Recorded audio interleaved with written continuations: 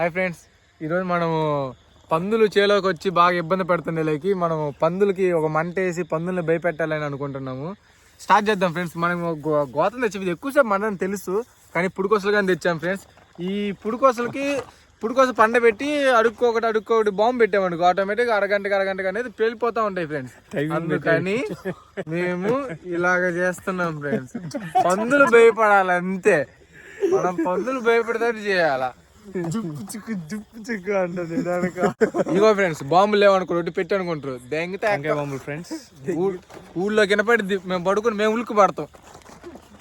చూడండి friends, తగలదింగా friends, ఎంత కాంతి వస్తుందో చూడండి ఫ్రెండ్స్. ఏవేను పందులు రాకుండా కంప తెంగి బాంబులు పెట్టి రమ్మంటే అగ్గి పెట్టి ఉందని చెప్పి చెట్టు తగలదింగా ఫ్రెండ్స్. ఈ చుట్టుపక్కల ఉన్న పందులు గిందులు మొత్తం దెబ్బకి ఎదులుతాయి. ఈ దెంగుకి పొగాకి నీళ్ళు కట్టి అంత కష్టపడుతుంటాము తెలుసా ఫ్రెండ్స్. ఇలాంటి పనులు చేయాలి ఫ్రెండ్స్. చెట్లు బాధ పెడతాం అనుకోవచ్చు, కానీ అది ఎండిపోయిన చెట్టు అయితే అటాక్ అంత తేలిక సావదు. ఎలా అయితే నిప్పులకి ఇచ్చాం ఫ్రెండ్స్.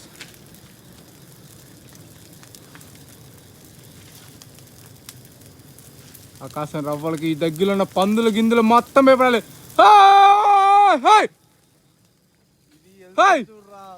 ఎంత కాంతి ఒక్క తాడి చెట్టు వెలిగిస్తే.